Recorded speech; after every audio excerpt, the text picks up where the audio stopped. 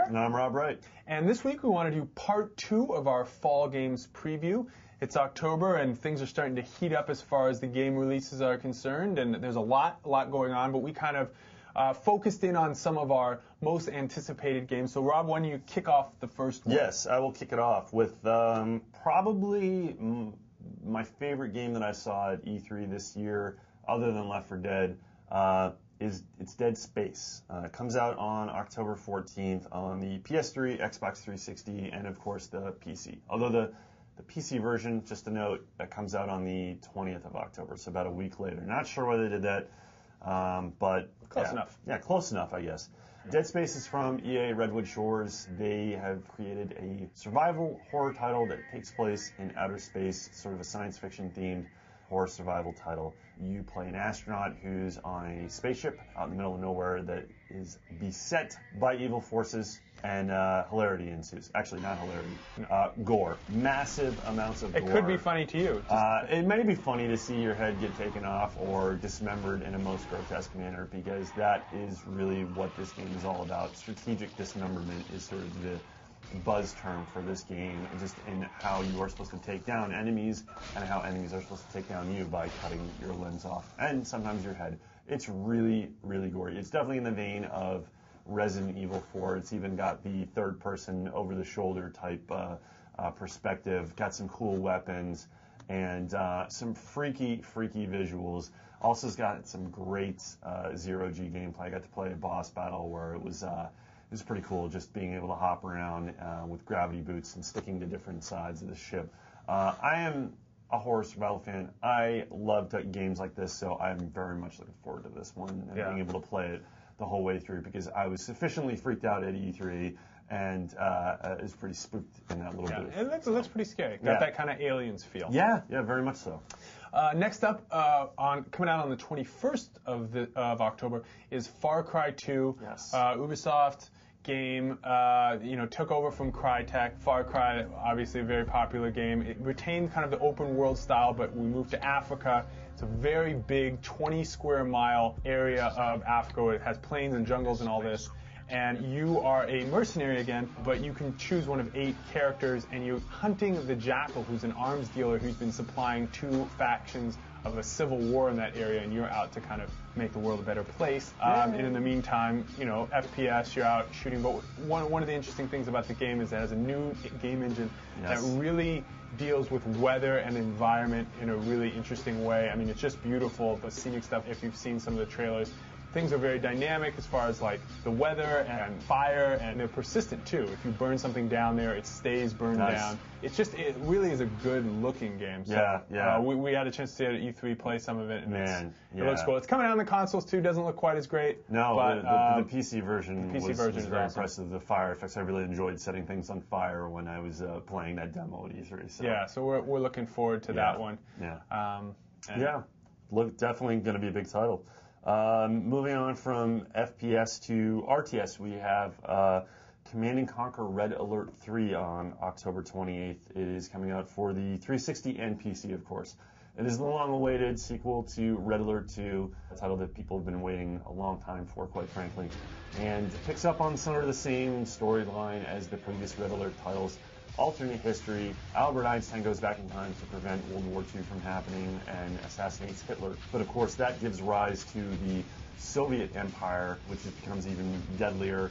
And there's all sorts of experimental weapons, Tesla coils, armored bears, and all sorts of crazy stuff like that. Well, the Russians go back in time in Red Alert 3, and they accidentally create a new timeline that gives rise to the Japanese, and it's the Empire of the Rising Sun. So there's 3 factions, and it's pretty crazy. There are all new units for this game. Some of the more interesting ones include a psionic schoolgirl for the Japanese. Little cartoonish, little odd. Yeah, it's a little cartoony. But there's nothing more exciting than seeing a pigtailed schoolgirl float around and pick up tanks and hurl them around with her mind. It's quite intriguing. A little unique for an RTS. Yeah, definitely unique. It definitely has that Red Alert 2 feel of being kind of goofy and over the top and outrageous. but at the same time, very fun. And I've been playing the multiplayer beta now for, I mean, basically since it opened, and it's been pretty much my obsession. So. Yes. Any game that can take over Rob from playing TF2 that's a pretty big endorsement. Yeah, it's pretty good endorsement. Yeah, so that game's coming out. I can't wait to see the single player campaign and see some of the trademark live action actors. Although I'm not completely sold on Jenny McCarthy as whatever. But who knows? Could be good. A blonde with a big gun. Yeah. Next up, we have Fable 2, the follow-up to Peter Molyneux's Fable. It's an Xbox 360 exclusive. They just kind of addressing some of the issues people had with the first, which is very popular. I think it was the best-selling Xbox game at the time that it came out. Fantasy RPG. This one takes place, I think, 500 years farther down the line, but it's still kind of Enlightenment era. There are guns, but you still have crossbows and that sort of thing. And you're the same. You can be a guy or a girl this time. And interestingly enough, you have a dog companion that you pick up early on that kind of helps you out, warns you along. Multiplayer is interesting in this title too. The offline, you can jump right into a game as a henchman for the main playable character and actually share achievements, which is kind of cool. And you can do that in online world too and jump in and out of games. So that component looks good. Very interesting in this game is the sex component in this game. It's really big, I guess. Propagating a family and heirs and stuff is very important. So sex, unprotected, protected. You have to hunt around for condoms. I didn't even know they had them back then, but evidently... Lambskin, maybe? Who knows? I saw you hunt around for a condom, and then you go around and track down some, milkmaid and try to, like, flex your muscles and hope she gets there. It's like Leisure Suit Larry in Fantasyland or something. A little bit bizarre. E3, I know that you saw a little of this game, and it was having some buggy issues, which is a game that's being released this close. Visually, it did not look like it was quite there yet. I am intrigued by the new gameplay features, but let's just hope that it makes its October 21st release. Yeah, because if they nail the execution, it does look like it has a lot going for it. Yes. And last but not least, another RPG on our top 5 list for October releases. It is none other than Fallout 3 from Bethesda Softworks. It is the reboot of the Fallout franchise, along with the sequel to Fallout 2.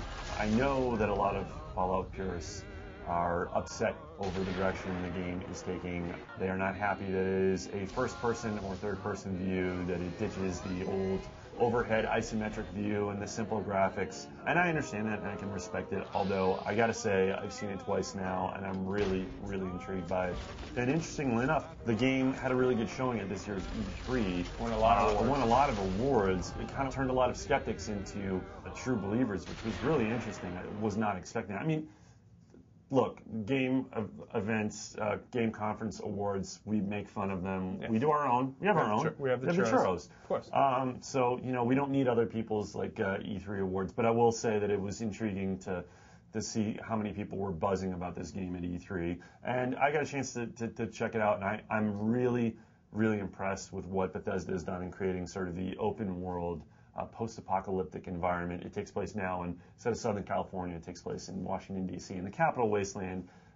I mean, it's awe-inspiring. It's that the art design and stuff in that game is really cool. Yeah. So that was our top 5 kind of most anticipated releases for October. But we wanted to make mention some other honorable mentions, kind of, not to mention all the other titles being released this month. Yeah. Fracture, the LucasArts game, is out on the 7th. Saints Row 2, open world kind of GTA knockoff, on the 14th. Little Big Planet, kind of the photorealistic sock puppet game for the PS3. I don't know, it might appeal to you. The latest Spider-Man, Web of Shadows, is out on the 21st. Then Legendary is out on consoles on the 21st, although for the PC it's not till the 4th. Not sure why they do that, but I'm looking forward to checking out Fracture, getting a feel for that terrain deformation gameplay style. Looks intriguing. I hope LucasArts did a good job there, because I did not like The Force Unleashed. But yeah, well, so we're hoping for a winner with Fracture. We're hoping for a winner with Fracture. Stay tuned. We have one more fall game preview coming up probably at the end of October for the November titles. Yes. But that's all the time we have for this week. I'm Ben Meyer. And I'm Rob Wright. And we'll see you again next time.